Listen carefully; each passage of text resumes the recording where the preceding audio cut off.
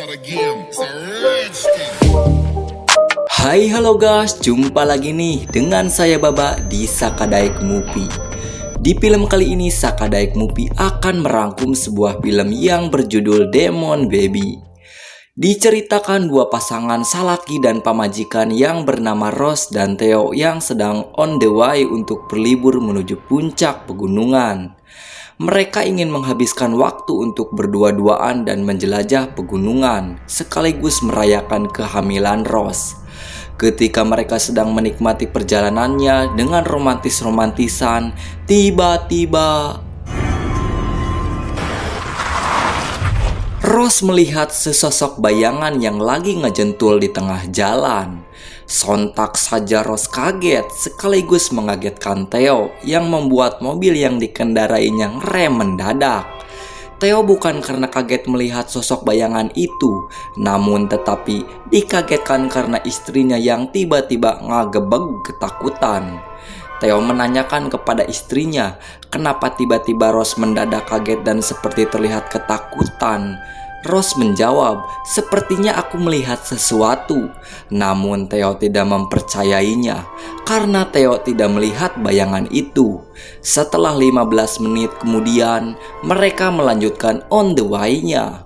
Dan tibalah mereka di sebuah parkiran. Namun bukan parkiran pegunungan yang mereka tuju. Rose pun heran, kenapa Theo berhenti di sini? Karena menurut Theo, parkiran ini tempat yang sangat indah untuk berdua-duaan sambil beristirahat sejenak. Karena Theo lelah, Theo dan Rose pun memutuskan untuk bermalam di parkiran ini dan tidur di dalam mobil. Siang pun telah pergi dan malam pun tiba. Ketika mereka lagi terlelap tidur sambil ngacai di bantal, tiba-tiba mereka terbangun karena dikagetkan dengan suara gebrakan dari luar mobilnya. Theo pun langsung mengecek keluar sambil membawa senter rondanya. Dan mereka ternyata kedatangan tamu opsir keamanan yang lagi ngeronda membawa anjingnya. Opsir keamanan itu memberi pesan bahwa tempat ini sangat tidak aman. Bisa saja terjadi sesuatu kepada Theo dan Rose. Setelah Pak Opsir keamanan tersebut meminum setengah gelas air teh sisri yang disuguhkan Theo, Pak Opsir pun pergi, sekaligus malam pun ikut pergi dan pagi pun tiba. Theo dan Rose pun melanjutkan on the way-nya menuju lokasi yang mereka tuju. Singkat cerita, tibalah mereka di gunung yang mereka tuju. Mereka harus melewati danau dan hutan hingga sampai ke puncak. Ketika mereka mendayung, dayung, oh tiba-tiba lagi Rose melihat sosok yang telah ia lihat sebelumnya di perjalanan tadi. Seakan-akan sosok tersebut selalu mengikuti dan memperhatikan mereka. Sementara ketika sedikit lagi mereka akan sampai ke puncak, Rose malah kebelet pipis dan izin kepada Theo untuk ngompol dulu di balik semak-semak. Dan apa yang Rose alami ketika Rose lagi ngompol? Apakah sosok yang Rose lihat itu kecipratan air ompol Rose? Ternyata Rose mendengar suara-suara aneh. Singkat cerita, mereka pun tiba di rumah tua yang berada di puncak itu. Setelah sampai di puncak, Rose malah mengajak Theo untuk segera kembali pulang. Karena Rose merasakan ada hal-hal aneh yang selalu mengintai dirinya. Namun Theo membujuk Rose untuk tetap menginap dan menghabiskan waktu berdua-duaan di puncak itu semalam saja. Masa udah ngikir jauh-jauh capek-capek sudah sampai mau pulang lagi? Karena Rose tidak ingin mengecewakan Theo, Rose pun mengikuti kemauan Theo untuk bermalam di rumah tua di puncak itu.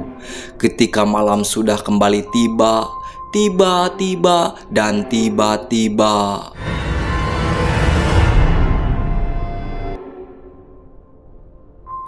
pagi pun datang kembali dan sang malam pun bersembunyi.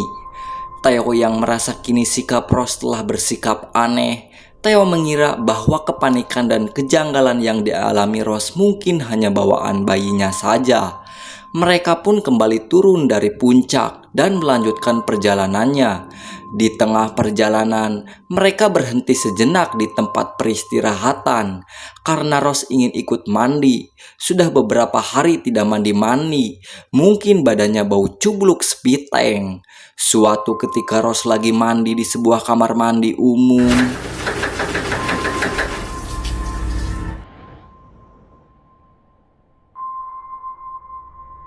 Ternyata ia dikejutkan Theo yang muncul tiba-tiba karena Theo ingin ikut mandi bareng sekalian bercocok tanam dengan Rose. Ketika Theo pas lagi pangseng-pangsengnya ingin menancapkan paku betonnya, Rose malah tak mau diajak bercumbu oleh Theo. Hal ini membuat Theo sedikit kesal. Theo merasa Rose sudah keterlaluan dan sudah melampaui kebiasaan. Dan Theo meninggalkan Rose di tempat mandi umum tersebut. Tak sampai beberapa langkah, Theo mendengar cerita Rose. Kemudian Theo dengan sasahnya bergegas masuk kembali ke dalam kamar mandi. Dan ternyata pergelangan tangan Rose tersayat pengerok bulu kelek. Dengan segera Theo membawanya ke rumah sakit. Sesampainya di rumah sakit, dokter menyarankan Rose mendapatkan perawatan khusus. Karena menurut dokter, sepertinya jiwanya Rose sedang terganggu.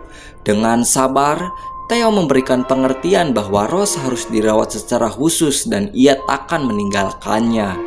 Di tengah malam, ketika Theo terlelap, tiba-tiba Rose mencabut infus dan turun dari ranjang. Theo mencoba menghalanginya, namun Rose sepertinya tak mengenali Theo. Bahkan Rose bukanlah dirinya. Tampaknya sesuatu yang lain merasuki dan menguasai Rose.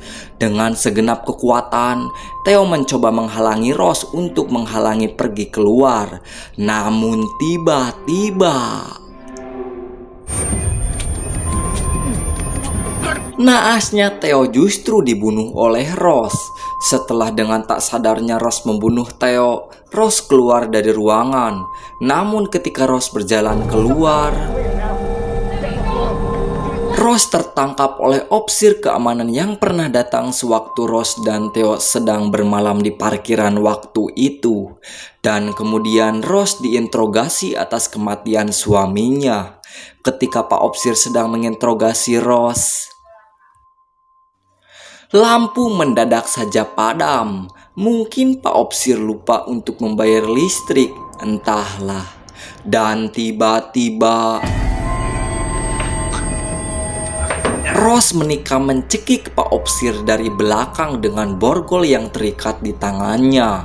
Setelah itu, Rose gagaradah saku baju Pak Opsir untuk mencari kunci borgol. Setelah berhasil membuka borgolnya, Rose pun melarikan diri menggunakan mobil. Sementara Pak Opsir yang sudah tergeletak ternyata masih hidup. Pak Opsir cuma berpura-pura koin saja. Dan sementara ketika Rose lagi nyetir dengan perasaan yang gundah gulana, tiba-tiba mobil yang dikendarainya oleng dan mogok. Rose pun keluar dari mobil melarikan diri ke hutan belantara. Rose yang sedang dilanda perasaan yang acak kadut, Rose memutuskan untuk menjadi putri duyung saja, mentenggelamkan diri dan mengakhiri hidupnya ke danau yang ada di hadapannya. Untung saja Pak Opsir datang tepat waktu dan menolongnya Rose. Cerita pun selesai. Tos capek. Di akhir cerita, alhamdulillah Rose dan janin yang ada di dalam kandungannya selamat. Namun tetapi kini jiwa Rose agak sedikit terganggu. Ya begitulah kalau kata pepatah kolot zaman dulu mah, pamali lagi sedang hamil muda malah on the way ke tempat angker, apalagi puncak pegunungan. Terima kasih sudah menonton channel ini. Cukup sekian, sampai jumpa di video rangkuman cerita film selanjutnya. Bye bye.